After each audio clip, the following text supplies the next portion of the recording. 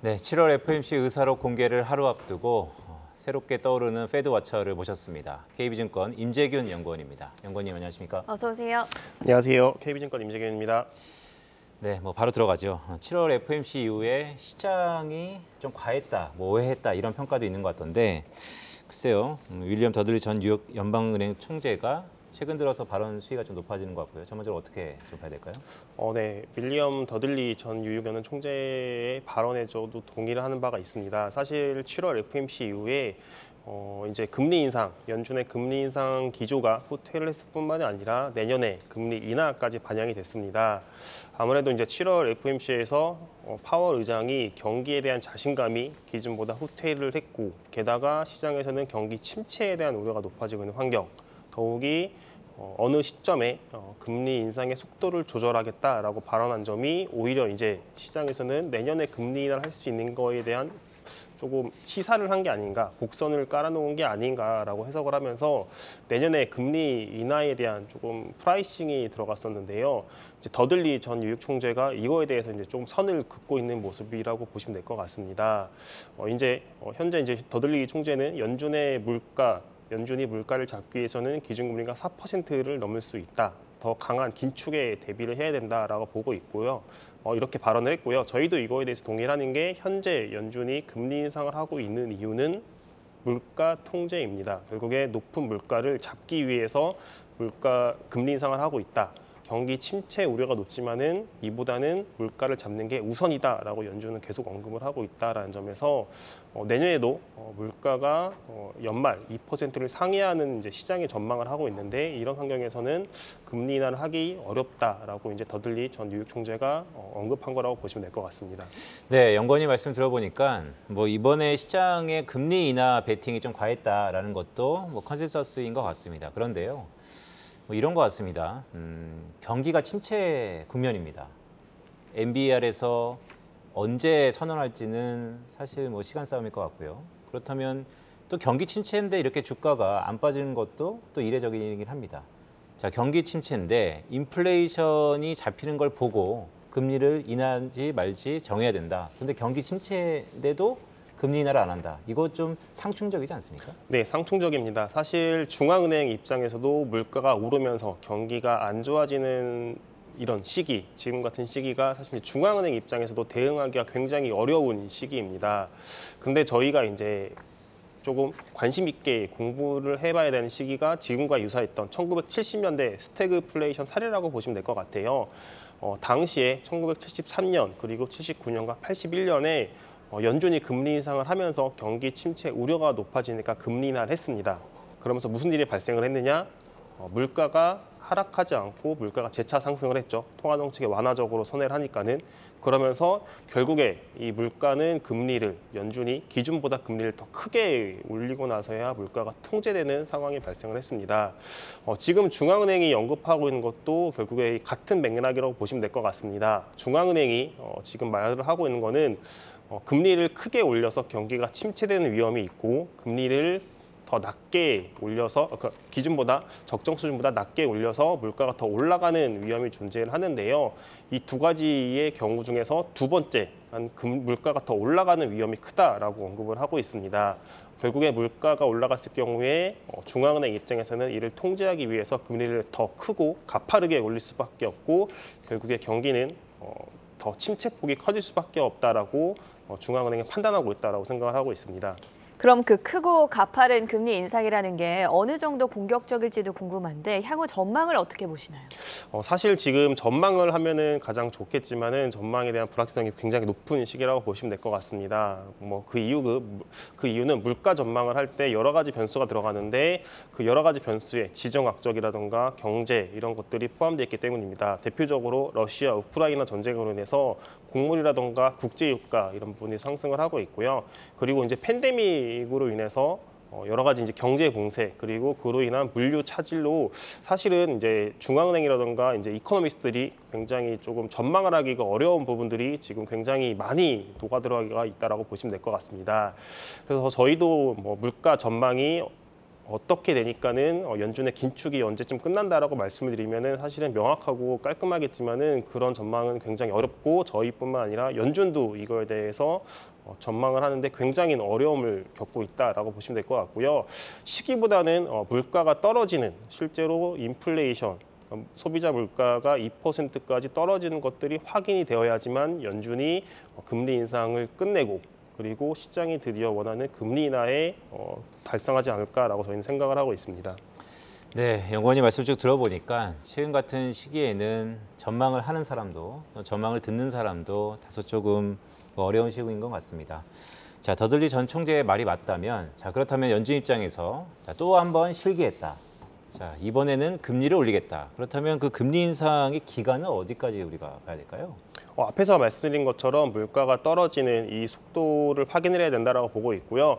저희는 적어도 내년 1분기까지는 연준이 금리 인상을 지속해서 할 거라고 보고 있습니다. 그 이유가 지금 이제 7월 미국의 소비자 물가가 8.5%를 기록을 하면서 이제 시장에서 드디어 미국의 물가가 고점을 형성했다라는 기대감이 높아지고 있습니다. 하지만 여전히 미국의 물가는 목표치인 2%를 크게 상회하는 수준이라고 보고 있고요. 연말에도 6%의 물가가 예상이 되면서 사실은 이제 목표치인 2% 달성까지는 상당한 기간이 필요한 만큼 내년 1분기 적어도 내년 1분기까지는 연준이 금리 인상 기조를 지속할 거라고 저희는 생각을 하고 있습니다. 지금 CME 패드 와치상의 지표를 보면 내년 2월부터는 연준이 금리를 인하할 수도 있다라는 가능성이 한 20% 정도 베팅을 하고 있는데 이게 시장을 희망을 보여주는 것 같은데 여기에 대한 확률은 어느 정도로 보시나요? 저희는 그 가능성을 빵 퍼센트라고 보고 있지는 않지만은 굉장히 더 20%보다 더 낮다라고 보고 있습니다. 기본적으로 이제 시장에서 생각하는 게 내년 1분기에도 연준의 그 미국의 물가가 4%를 넘을 것으로 예상을 하고 있습니다. 근데 지금 앞에서도 말씀을 드린 것처럼 현재 연준의 금리 인상이 물가를 통제하기 위한 것이고 4%도 연준의 목표치인 2%를 크게 상회한다는 점에서 경기 침체 우려에도 불구하고 인플레이션 안정 없이는 금리 인하를 하기 어렵다라고 저희는 보고 있고요.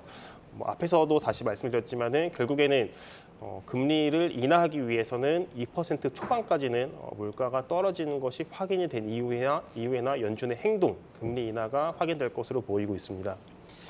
네, 물가 목표치의 2%, 과연 그 달성이 사실 좀 요원하게 느껴지긴 합니다.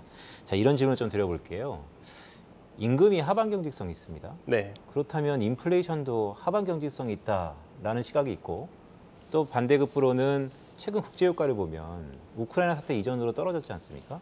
자, 이게 너무 혼재되어 있는 것 같은데 그럼 인플레이션 피크아웃 그거에 대해서 연준은 어떻게 반응할까? 이거에 대해서 어떻게 좀 봐야 될까요? 일단 연준 입장에서는 인플레이션의 피크아웃은 확인을 했지만 매우 조심스러운 입장이라고 보시면 될 것 같습니다. 이번에 7월에 소비자 물가가 발표된 이후에 다수의 연준 위원들이 맵하건 비둘기파건 상관없이 인플레이션의 피크아웃은 긍정적이지만은 여전히 인플레이션이 높고 앞에서 말씀을 하신 것처럼 임금 상승이라던가 혹은 이제 주택 가격 이런 요인들로 인해서 빠르게 하락하지 않을 것이라고 전망을 하고 있습니다. 이로 인해서 추가적인 금리 인상, 2023년에도 더 금리 인상을 해야 한다는 입장을 보이고 있습니다. 네, 그 임재균 연구원이 과거에 그 원자재도 꽤 다루셨잖아요. 네, 그래서 맞습니다. 이 얘기가 나왔기 때문에 좀 돌발로 하나 좀 여쭤보려고 합니다. 자, 이란과의 핵 합의도 다시 한번 떠올랐어요. 근데 국제유가가 WTI 기준으로 꽤 내려왔단 말입니다. 유가는 어떻게 좀 보세요? 저희는 일단 기본적으로 유가가 계속 하락할 거라고 보고는 있지는 않습니다. 사실 최근에 국제 유가가 하락한 요인에는 크게 두 가지가 있다고 보시면 될 것 같아요. 앞에서 말씀을 하신 것처럼 이란의 핵 합의 기대감. 결국에 이란이 전 세계에서 이제 4%의 생산량을 담당을 하고 있는데요. 이 부분이 이제 이란 핵 합의 이란의 이제 규제로 인해서 이제 막혀 있는 부분이 이란의 핵 합의가 이루어진다면은 이제 전 세계적으로 이제 수출이 물량이 풀릴 수 있다라는 기대감과 더불어 경기 침체 우려, 특히 중국이 이번 주에 깜짝 금리 인하를 단행을 했잖아요. 결국에는 중국 쪽에서 그만큼 경기 침체가 우려가 높아졌으니 수요가 줄어들 것이다. 이런 기대감이 있는데요. 하지만은 결국에는 공급의 상당 부분은 러시아가 차지하고 있습니다. 간단하게 조금 숫자로 말씀드리면은 러시아 같은 경우가 전 세계 원유 생산량의 10%를 차지하고 있고요. 이 부분이 전쟁이 끝나더라도 사실은 시장에서는 바로 전 세계적으로 수출이 될 거라고 기대를 하고 있지 않다라는 점에서 유가가 떨어지더라도 좀 하방 경직성을 보이지 않을까라고 생각을 하고 있습니다.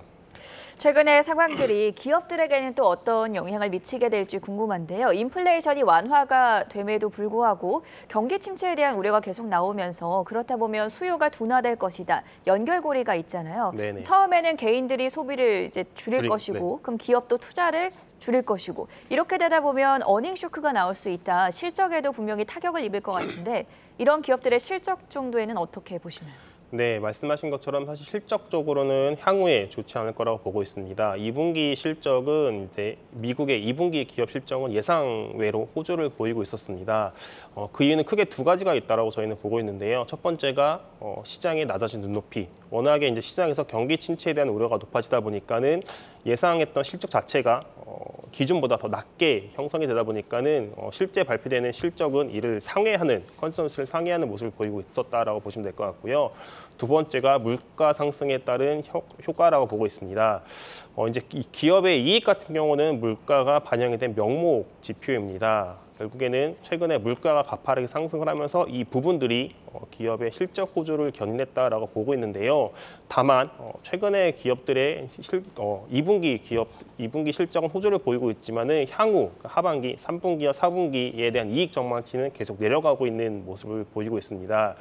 최근에 이제 물가가 피크아웃을 한 요인에는 크게 국제유가에 따른 에너지 가격 하락도 존재하겠지만은 사실 결국에는 금리 인상 에 따른 수요가 죽고 있는, 수요가 감소되고 있는 부분도 존재하는데요.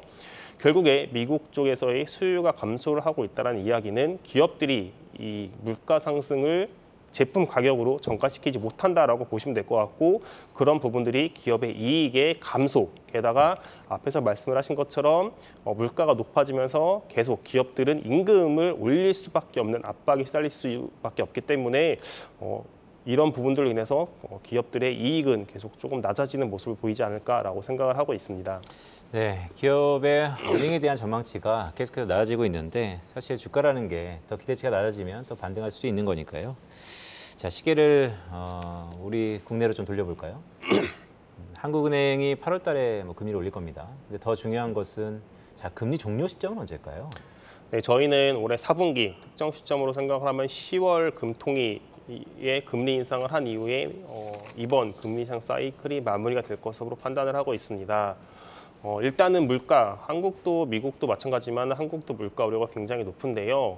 지금 물가 경로는 한은의 예상 경로대로 따라가고 있다고 저희는 보고 있습니다. 7월 소비자 물가가 전년 동월 대비 6.3%를 기록을 하면서 글로벌 금융위기 이후 최고치를 기록을 했지만은 시장 예상치에 부합을 했었고요. 한국은행도 기존 6월 달보다 물가가 더 높아질 것으로 예상을 하고 있었습니다. 그에 따라서 추가적인 금리 인상 부분들에 대해서는 굉장히 제약이 된다라고 보고 있고요. 한국은행도 이제 성장과 물가의 균형을 점차 고려를 하려고 하는 입장을 보이고 있습니다. 더욱이 한국 같은 경우는 가계의 부채, 가계대출이 GDP 대비 106% 기록을 하면서 전 세계적으로도 굉장히 높은 수준을 기록을 하고 있는데요.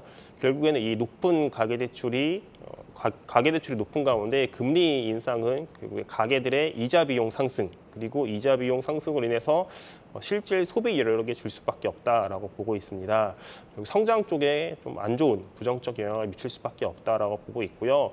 그리고 저희가 이제 이번에 8월 금통위에서 주목을 해야 되는 게 금리 인상도 주목을 해야 하지만은 사실은 금리 인상에 대해서는 상당 부분 반영이 됐다라고 보시면 될 것 같고 이보다 더 주목을 해야 되는 게 수정 경제 전망이라고 저희는 보고 있습니다. 이번에 이제 수정 전망이 발표가 되는데 올해와 내년 성장률이 하향 조정될 거라고 보고 있고요. 내년 같은 경우 2% 초반까지 하향 조정이 되면은 한국의 잠재 성장 수준 그렇다면은 여기에서 더 금리 인상을 할 수 있을까? 시장은 이런 생각을 할 거라고 저희는 보고 있습니다. 네, 한국은행의 금리 인상 종료 시점에 대해서 전망까지 들어봤고요. 마지막 질문을 드리겠습니다. 최근에 저희 주식경제 프로그램에서도 채권 투자와 관련해서 여러 가지 조언들을, 인사이트를 얻고 있는데 연구원님께서는 보니까 3년물은 매도 그리고 10년물은 매수 권고를 유지하셨습니다. 채권 투자 전략은 어떻게 세워보면 좋을까요? 네, 앞서 말씀드린 것처럼 저희는 3년물 구간에서는 조금 보수적 대응 기존에 가지고 계시다면 매도하는 전략을 추천을 드리고 있고요. 만약에 이제 추가적으로 매수를 한다면은 10년물, 결국에는 경기가 침체될 경우에 경기 성장에 따라서 장기물 금리가 많이 내려가게 되는데 10년물 금리 매수를 통해서 자본 차익을 얻거나 혹은 1년 미만짜리의 매수를 통해서 이자 소득을 얻는 전략을 추천을 드리고 있습니다. 네, 최근 들어서 채권 투자에 대한 관심이 다시 한번 좀 높아지는 하반기가 아닌가 싶습니다. 자, 오늘 KB증권 임재균 연구원이었습니다. 위원님 고맙습니다. 고맙습니다.